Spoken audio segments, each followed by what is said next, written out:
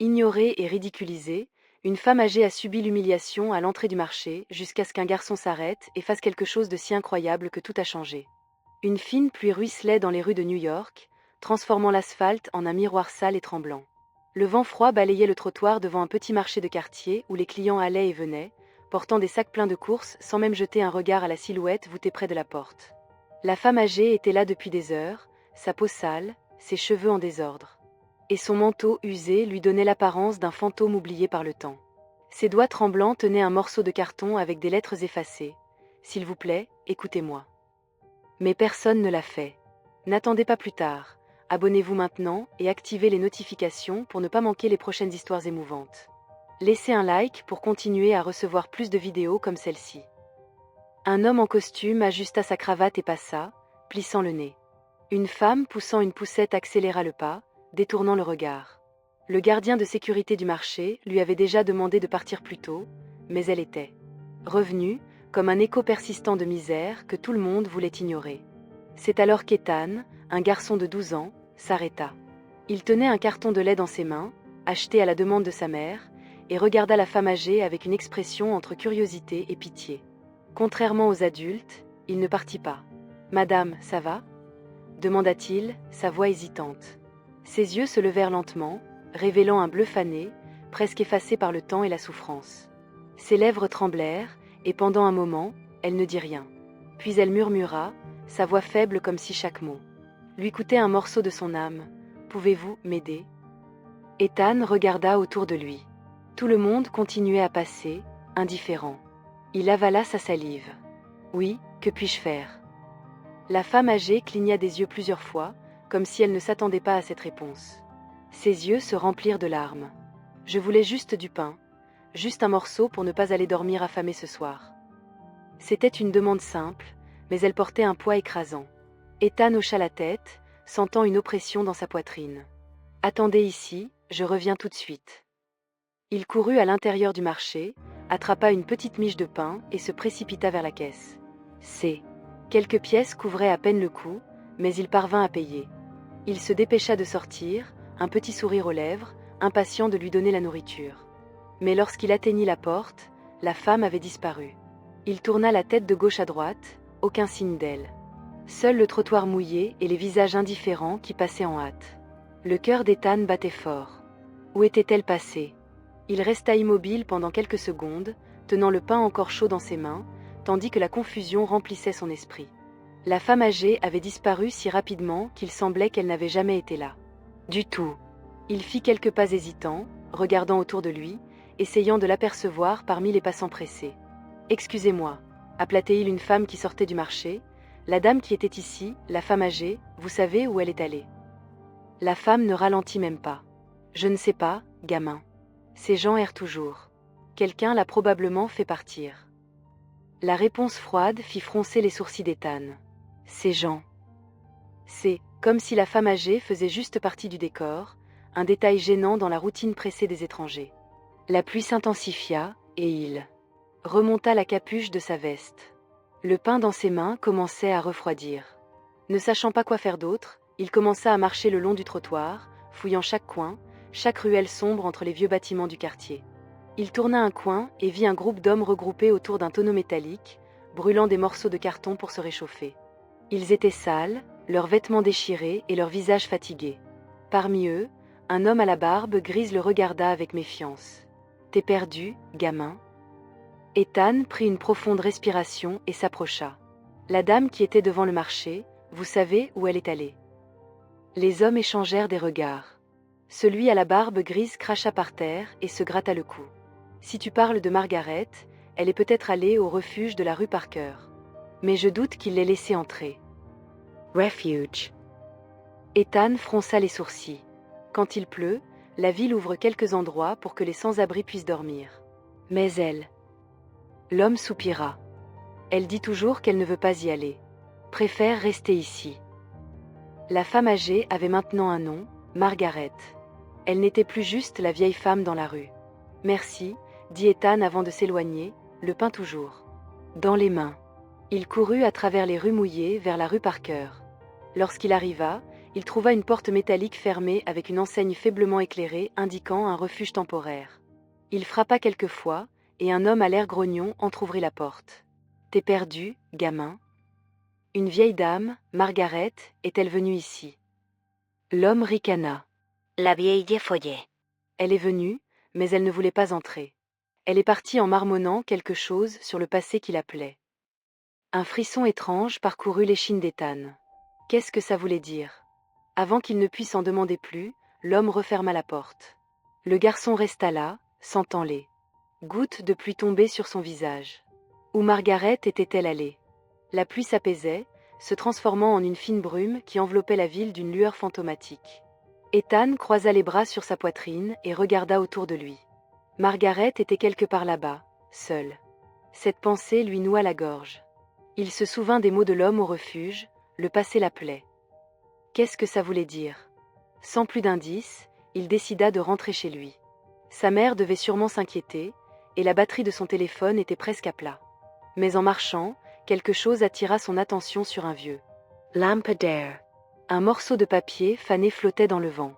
Il s'approcha et lut les mots usés, disparu, Margaret Whitmore. La photo montrait une femme beaucoup plus jeune, mais les yeux étaient les mêmes. En dessous, il y avait une adresse.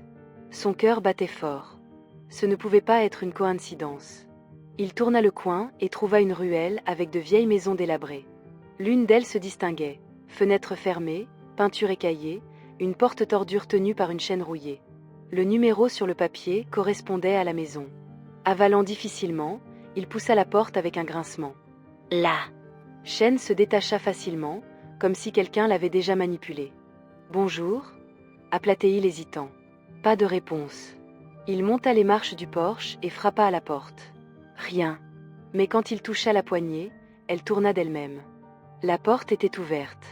À l'intérieur, il faisait sombre et ça sentait la moisissure. Les murs étaient couverts de poussière et de vieux meubles, comme si personne n'avait vécu là depuis longtemps. Mais alors, au fond du salon, quelque chose attira son attention. Un vieux fauteuil, et dessus, une couverture pliée montrant des signes d'utilisation récente. Quelqu'un avait été là, pas longtemps auparavant. Sa poitrine se serra. Margaret était-elle venue ici? Pourquoi? C'est alors qu'il le vit. Par terre, à côté du fauteuil, une photo en noir et blanc. Il la ramassa délicatement. Elle montrait une famille souriante sur le même porche où il se tenait maintenant. Une femme tenait un bébé dans ses bras, à côté d'elle, un jeune homme fort. Mais c'étaient les yeux de la femme qui lui coupèrent le souffle. C'était Margaret. C'était sa maison. Et puis quelque chose bougea à l'étage. Le cœur d'Ethan battait fort, ses côtes semblaient à peine contenir les battements frénétiques de son cœur. Il retint sa respiration, écoutant. Le faible grincement venant de l'étage. Margaret était-elle là? Ou quelqu'un d'autre? La photo de famille tremblait dans ses mains. La poussière dans l'air tourbillonnait, dans la faible lumière filtrant, à travers les fissures des fenêtres fermées. Il regarda l'étroite escalière menant à l'étage. Devait-il monter? Une partie de lui disait de partir, mais une autre ne pouvait ignorer le sentiment que Margaret avait besoin de lui. Avalant difficilement, il fit le premier pas. Le plancher en bois gémit sous son poids. « Madame Margaret » appela-t-il, essayant de garder sa voix stable. Pas de réponse, seulement le silence pesant d'eux. Cette maison figée dans le temps. À chaque pas, son anxiété grandissait. Le couloir à l'étage était étroit, bordé de portes fermées. L'une d'elles était légèrement entr'ouverte, source du bruit. Ethan prit une profonde respiration et poussa lentement la porte. C'était une chambre, petite, avec un vieux lit en fer et une commode couverte de poussière. Mais ce qui attira son attention, c'était ce qui était posé sur le lit. Une robe bleue soigneusement pliée, à côté, une paire de chaussures de femme, propres, comme si quelqu'un les avait préparées pour être portées. Il fronça les sourcils.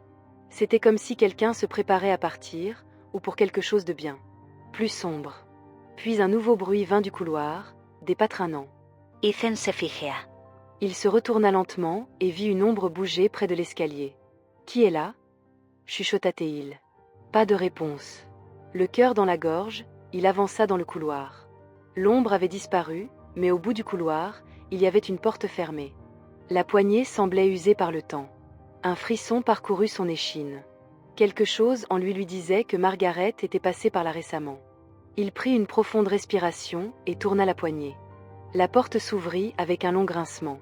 C'était un petit grenier, les murs couverts de vieilles. Des photographies, certaines jaunies, d'autres déchirées, et au milieu de la pièce, sur une chaise, une femme aux cheveux blancs regardait par la fenêtre. Margaret, s'exclama Ethan. Elle ne réagit pas immédiatement, son regard était lointain, fixé sur quelque chose au-delà de la vitre sale. Puis, lentement, elle tourna la tête vers lui. Ses yeux étaient remplis de larmes. « Tu es venu » murmura-t-elle. Ethan fit un pas hésitant en avant, incertain de quoi dire. Que faisait-elle là? Margaret souleva une des photos qu'elle tenait avec des doigts tremblants et la lui montra. « Il avait promis qu'il reviendrait, dit-elle, la voix brisée, mais il n'est jamais revenu. » Ethan regarda l'image. C'était la même famille que sur la photo du salon, mais cette fois, l'homme tenait une valise et souriait à l'appareil. Qui n'est jamais revenu? Demanda Ethan. La réponse de Margaret vint comme un murmure, « Mon fils ». Et puis des larmes coulèrent sur son visage ridé. Margaret resta assise, les yeux rivés sur la photographie qu'elle tenait avec la délicatesse de quelqu'un qui craint que le passé ne s'effrite entre ses mains. Ethan sentit une boule dans sa gorge en regardant ses larmes tomber.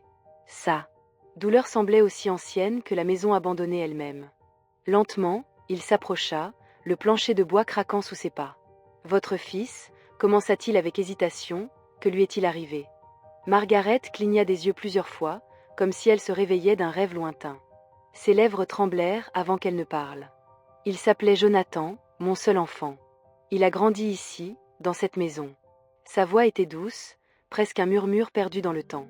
Quand il était jeune, il voulait voir le monde. Il avait des rêves, des promesses d'un grand avenir. Ethan regarda la photo dans ses mains, l'homme souriant, la valise à la main, comme s'il s'apprêtait à partir. Où est-il allé? Margaret ferma les yeux un instant. Il s'est engagé dans l'armée. C'était la guerre. Il a dit qu'il reviendrait. Elle avala difficilement sa salive. Mais il n'est jamais revenu. Le silence qui suivit était lourd. Ethan sentit sa poitrine se serrer. Il ne savait pas quoi dire. Et vous n'avez jamais su ce qui s'était passé? Margaret prit une profonde inspiration. J'ai reçu une lettre, juste une. Il disait qu'il était porté disparu au combat. Il n'y a jamais eu de corps, jamais de funérailles, seulement une absence qui a dévoré mon âme. Elle regarda. Ethan, ses yeux remplis d'une douleur que le temps n'avait pas effacée. Je l'ai attendu chaque jour, chaque jour. Je me suis assise sur cette chaise et j'ai attendu. Sa voix se brisa. Mais personne n'est jamais revenu pour moi. Ethan sentit ses yeux piquer. Il n'avait jamais imaginé que quelqu'un pouvait porter autant de chagrin pendant si longtemps. Il jeta un coup d'œil autour de lui, observant les photos sur les murs. L'une d'elles montrait Margaret tenant un bébé, Jonathan, des années avant son départ. « Madame Margaret, pourquoi êtes-vous revenue ici maintenant ?» Elle soupira, passant ses mains tremblantes sur la robe bleue pliée sur le lit. « Parce qu'il est temps de tenir ma promesse. » Ethan fronça les sourcils. « Quelle promesse ?» Margaret regarda vers la fenêtre, comme si elle pouvait voir au-delà de l'obscurité. « Quand il est parti, j'ai promis que je serais toujours là pour lui quand il reviendrait. » Un frisson parcourut l'échine d'Ethan.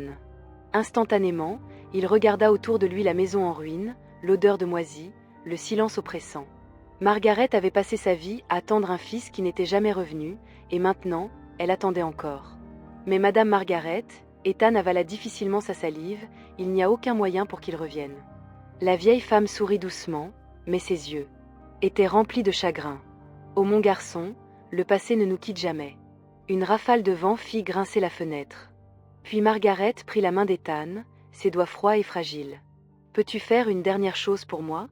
Ethan hocha lentement la tête. « N'importe quoi. » Margaret serra sa main plus fort, ses yeux, bien que fatigués, brûlaient d'une intensité qui le troublait. « Aide-moi à le retrouver. » Le cœur d'Ethan s'emballa. La demande de Margaret planait dans l'air comme une ombre inquiétante. « Aide-moi à le retrouver. » Les mots résonnèrent dans l'esprit d'Ethan, lui envoyant un frisson dans le dos, pas seulement à cause du vent qui soufflait. Par la fenêtre. Le retrouver, répéta-t-il, essayant de comprendre. Mais s'il a disparu pendant la guerre. Margaret le regarda avec des yeux fermes, remplis d'une conviction étrange. Je n'ai jamais eu de réponse, Ethan. Juste une lettre froide et impersonnelle. Aucune explication, juste le silence. Elle sortit une vieille enveloppe de la poche de sa robe, ses bords jaunis par le temps. C'était la dernière nouvelle que j'ai eue de lui. Lisla. Ethan prit le papier avec précaution. Les mots tapés à la machine étaient formels et impersonnels. Chère Madame Whitmore, nous regrettons de vous informer que votre fils, Jonathan Whitmore, a été déclaré disparu au combat lors d'une mission en Europe. Aucune information supplémentaire n'est disponible pour le moment. Nous apprécions votre compréhension et votre sacrifice. Rien de plus. Aucun indice, juste un adieu bureaucratique et froid. Ethan sentit une boule dans sa gorge. Est-ce ainsi que le gouvernement traitait les familles qui avaient perdu quelqu'un à la guerre? J'ai essayé, Ethan, continua Margaret, la voix chargée d'émotion. Je suis allée à l'armée, j'ai supplié pour des réponses, mais ils m'ont juste dit de rentrer chez moi et de passer à autre chose. Elle laissa échapper un rire sans humour, secouant la tête. Comme si une mère pouvait simplement oublier son enfant. Ethan regarda l'enveloppe, puis Margaret. Quelque chose en lui s'agita. Et s'il y avait plus? Et si la réponse était là-bas, attendant d'être découverte? Peut-être. Peut-être que je peux essayer de découvrir quelque chose, murmura-t-il. Les yeux de Margaret s'illuminèrent. Tu ferais ça? Il hocha la tête. Je ne sais pas comment, mais je peux essayer. Le lendemain matin, Ethan se rendit directement à la bibliothèque de la ville. Son grand-père avait mentionné des archives anciennes contenant des informations sur les soldats disparus. S'il y avait quelque chose sur Jonathan Whitmore, ce serait là-bas. Il s'assit à l'un des vieux ordinateurs et commença à chercher dans les archives militaires. Il tapait le nom Jonathan Whitmore, Seconde Guerre mondiale. Rien. Il serra les lèvres, frustré. Il essaya à nouveau. Jonathan Whitmore, Disparu. Cette fois, il trouva quelque chose. Un vieux rapport numérisé à partir de documents physiques. Il cliqua sur le lien et un fichier PDF se chargea lentement. Ethan retint son souffle. Le document détaillait une mission classée en Europe impliquant des soldats américains infiltrant les lignes ennemies. Parmi les noms listés se trouvait Jonathan Whitmore. Mais à la fin du rapport, un détail fit tourner l'estomac d'Ethan. Les soldats suivants ont été classés comme déserteurs après l'échec de la mission. Leur localisation reste inconnue. Le nom de Jonathan figurait parmi eux. Les yeux d'Ethan s'écarquillèrent. Deserters? Cela n'avait aucun sens. Margaret avait dit que Jonathan était un homme honorable. Il n'aurait pas abandonné son pays. Son cœur battait la chamade. Quelque chose n'allait pas dans cette histoire. Mais avant qu'il ne puisse en lire plus, il sentit une présence derrière lui. Lentamente, il se ritorna.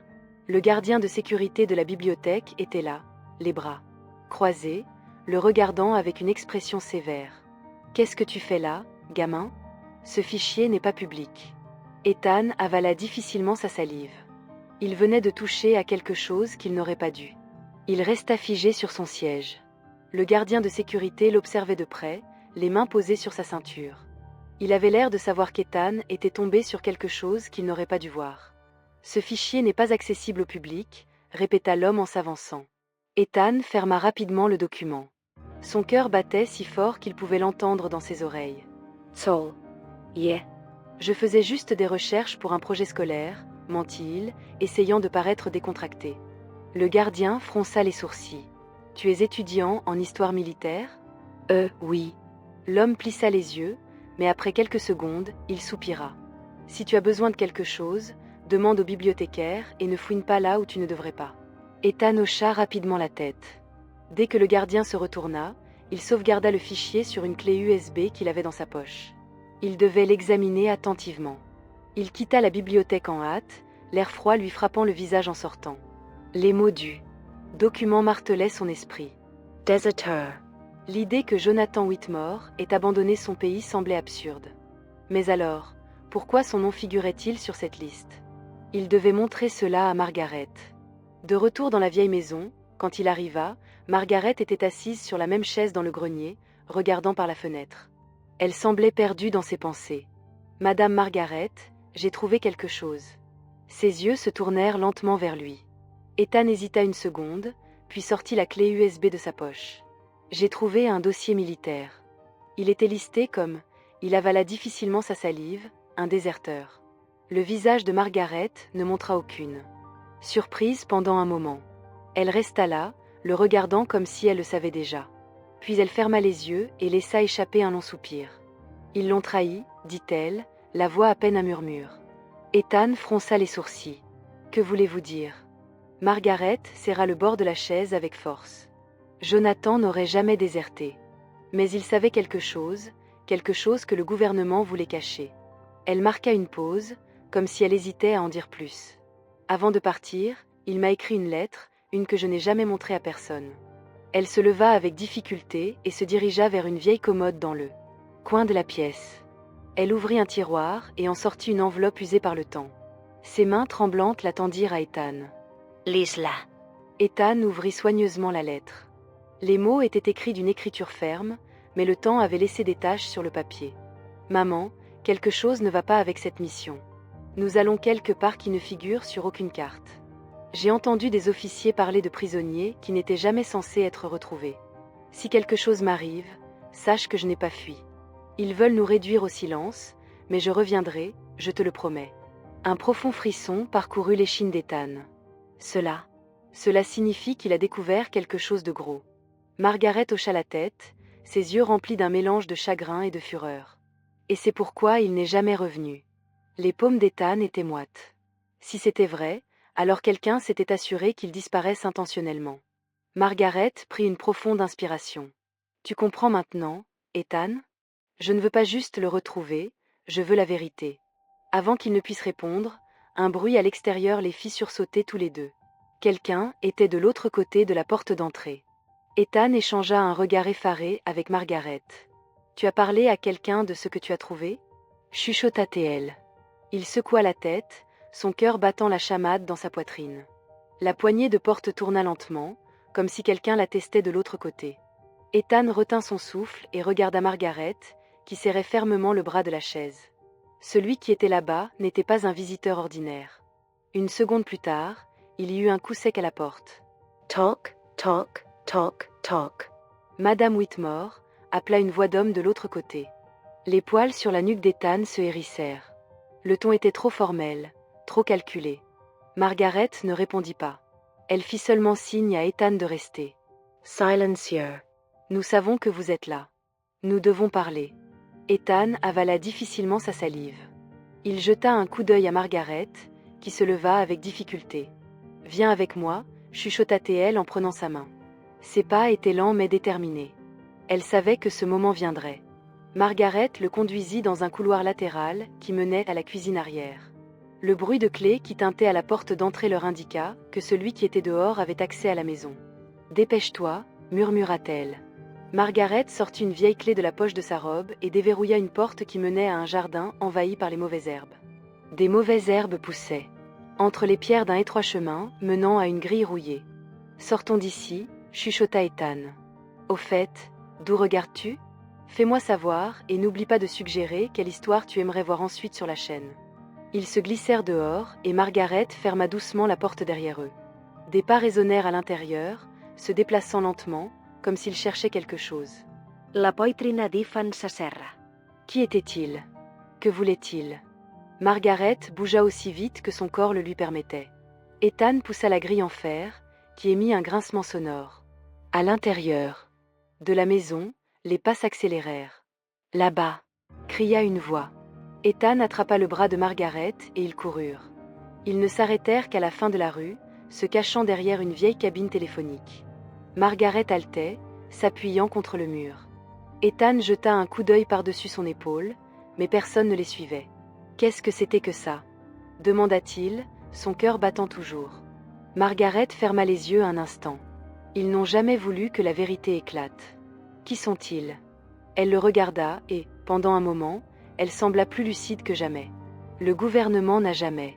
Le badge militaire s'était effacé avec le temps. Un vieux contact à moi pourrait encore savoir quelque chose, mais ce genre de vérité a un prix. Margaret le regarda, suppliante. « J'ai attendu toute ma vie, Charlie. Je ne m'arrêterai pas maintenant. » Charlie soupira, croisant les bras. « Alors nous devons partir immédiatement. Si ces hommes étaient déjà chez toi et qu'ils savent que tu as trouvé quelque chose. » Ethan sentit un frisson lui parcourir l'échine. Ils étaient traqués. Cette nuit-là, Margaret, Ethan et Charlie montèrent dans un bus en direction du sud. Les lumières de la ville disparurent derrière eux alors qu'ils roulaient sur une route sombre, entourée de forêts humides. Margaret fixait la fenêtre, les yeux rivés sur l'obscurité à côté d'elle. Ethan serra fermement le badge militaire. Comment ce contact peut-il nous aider ? Demanda-t-il. Charlie, l'ancien soldat, regarda le garçon, puis la route. C'était un officier qui travaillait dans l'ombre. Il aidait à effacer des dossiers, mais il gardait aussi des secrets. Margaret se tourna lentement vers lui. Peut-il me dire où est mon fils ? Charlie Supera. S'il est encore en vie, cet homme est la seule personne qui peut nous conduire à lui. Le bus cahotait. À travers la nuit, Ethan sentit le poids du voyage s'installer sur ses épaules. Il n'avait jamais imaginé qu'acheter un simple pain pour une vieille femme le mènerait à une conspiration gouvernementale. Mais maintenant, il n'y avait pas de retour en arrière. La route sombre s'étendait sans fin, entourée d'arbres tordus qui se balançaient sous le vent nocturne. Le bus tanguait à chaque nid de poule, et le silence entre les trois passagers était épais, lourd d'attente et de peur. Margaret gardait les yeux fixés sur la fenêtre, comme si elle attendait que Jonathan émerge des ténèbres à tout moment. Charlie vérifiait sa montre de temps en temps, tandis qu'Ethan serrait le badge militaire entre ses doigts. Il ne savait pas ce qu'il espérait trouver, mais une chose était certaine. La vérité était plus proche que jamais. Après des heures de voyage, ils arrivèrent dans une petite ville perdue en Louisiane. Les rues étaient étroites, éclairées par des lampadaires jaunes vacillants. Charlie les conduisit à un bar délabré où l'enseigne pendait à un seul clou. « Restez près de moi », murmura-t-il. L'odeur de l'alcool et de la cigarette remplissait l'air. Des hommes au visage marqués par le temps et l'épuisement buvaient en silence au fond du bar. Assis seul, un homme aux cheveux noirs grisonnants remuait un verre de whisky. Son regard était lointain, mais lorsqu'il remarqua Charlie, il se redressa sur sa chaise. « Tu as du culot de te montrer ici après tout ce temps », dit-il d'une voix rauque. Charlie tira une chaise et fit signe à Margaret et Ethan de s'asseoir. « Nous avons besoin de réponses, Sullivan. » L'homme leva un sourcil. « À propos de quoi ?»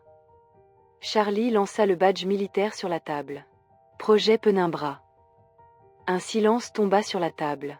Sullivan prit le badge, le tournant entre ses doigts, comme si le poids de ses mots avait ravivé des souvenirs qu'il avait essayé d'oublier. « Vous n'avez aucune idée de ce dans quoi vous vous embarquez, » dit-il doucement. Margaret se pencha en avant, les yeux brillants d'angoisse. « Mon fils, Jonathan Whitmore, » dit-elle. « A-t-il été envoyé dans cet endroit ?» Sullivan la fixa un long moment avant de laisser échapper un profond soupir. « Je connais ce nom. Jonathan Whitmore. » Un des soldats envoyés en mission, une mission qui n'était jamais censée être rappelée. Hice sentit son estomac se tordre. Alors, est-il encore en vie ? Sullivan prit une gorgée de whisky avant de répondre. Certains hommes ne sont pas revenus comme ils auraient dû. Les yeux de Margaret s'écarquillèrent. Que voulez-vous dire par là ? Sullivan jeta un coup d'œil autour du bar, s'assurant que personne n'écoutait, puis se pencha et chuchota. Le projet Penumbra n'était pas juste un endroit pour les déserteurs. Ils expérimentaient sur eux. Un frisson parcourut l'échine d'Ethan. Experimentant, comment. Sullivan plissa les yeux. Je ne connais pas les détails, mais il manipulait l'esprit des soldats, essayait d'effacer des souvenirs, de recréer des identités, de les transformer en quelque chose que le gouvernement pourrait contrôler. Margaret se couvrit la bouche de ses mains. « Mon Dieu !» Sullivan se tourna vers elle, son regard chargé d'une sombre vérité. « Si votre fils a survécu, il n'est plus l'homme que vous avez connu. » Le silence fut brisé lorsque la porte du bar grinça. Deux hommes en costume entrèrent, leurs yeux balayant la pièce. Sullivan jura entre ses dents. « Ils nous ont trouvés. » Charlie attrapa le bras de Margaret. « Nous devons partir. » Les hommes s'approchèrent, l'un d'eux levant un téléphone à son oreille, murmurant quelque chose. Sullivan sortit une enveloppe de sa poche et la lança à Ethan. « C'est tout ce que j'ai. » Ethan l'attrapa, sans avoir le temps de poser des questions. « Courez, Grogna Sullivan. » Margaret, Ethan et Charlie se précipitèrent vers la porte de derrière, alors que les hommes se ruaient vers eux. Le bar sombra dans le chaos, des chaises renversées, des clients criant leurs protestations. La nuit froide les engloutit alors qu'ils sortaient par la porte de derrière, Ethan serrant fermement l'enveloppe, réalisant qu'ils étaient plus proches de la vérité que jamais, mais maintenant, ils étaient traqués. « Bougez !» grogna Charlie, poussant Margaret avec précaution. Les hommes en costume émergèrent. De la porte de derrière, leurs yeux froids se verrouillant sur le trio en fuite. L'un d'eux leva une radio et murmura quelque chose, tandis que l'autre commençait à avancer. Ethan et les autres tournèrent un coin, se fondant dans le mouvement animé de la petite ville. Le marché de nuit était bondé, les vendeurs criaient les prix, les voitures roulaient lentement. Ethan jeta un coup d'œil en arrière et vit les hommes entrer dans l'allée. Ils étaient suivis. « Nous devons disparaître », dit Charlie, les entraînant vers un parking. Ils montèrent dans une vieille voiture que Charlie avait apparemment préparée pour leur fuite. Le moteur rugit doucement, et bientôt ils s'éloignaient par les routes de campagne, laissant les lumières de la ville derrière eux. Ethan prit une profonde inspiration et ouvrit l'enveloppe. À l'intérieur, il y avait une carte et quelques documents jaunis. Dans le coin supérieur de la page, une inscription en gras se détachait en lettres capitales. Projet Penumbra, emplacement restreint. « Je le savais », murmura Margaret, ses mains tremblantes. Ethan parcourut les informations. La carte indiquait un endroit reculé, profondément enfoui dans un marais dense. C'était là que Jonathan avait été emmené. Charlie serra las lebras. Ce n'est pas un hôpital. C'est une prison. Margaret le regarda. Alors nous devons le sortir de là. Charlie secoua la tête.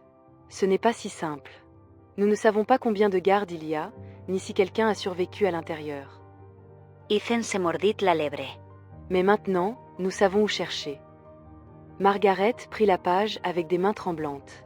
Si mon fils est là-bas, je le ramène à la maison. Un silence remplit la voiture. Ethan savait que c'était la dernière chance de Margaret de revoir son fils.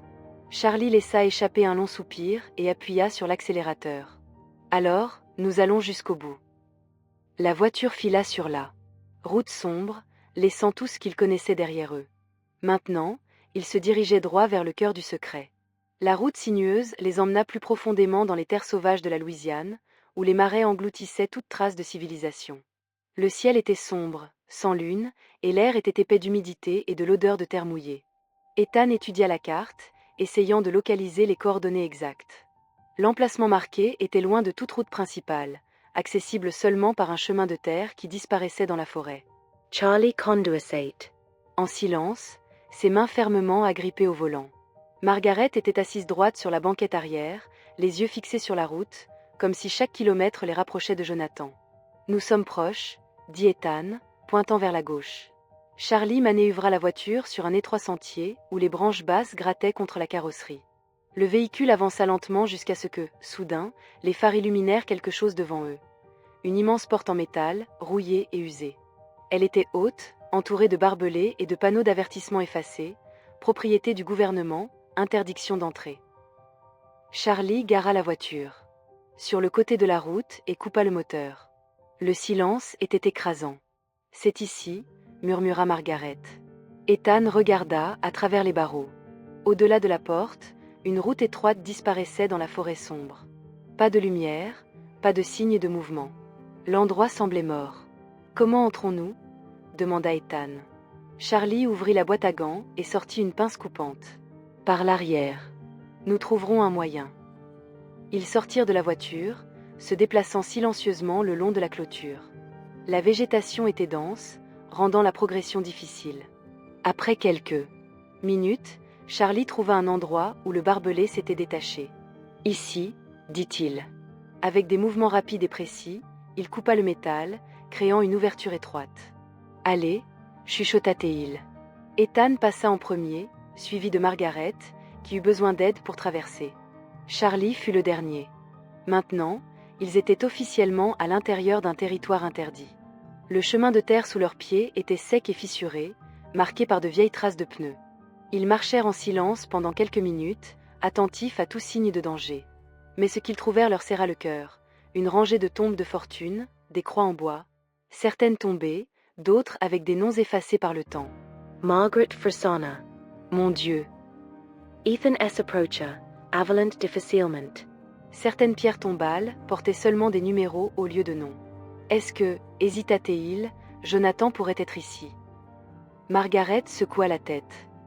Non, il est en vie. Je le sens.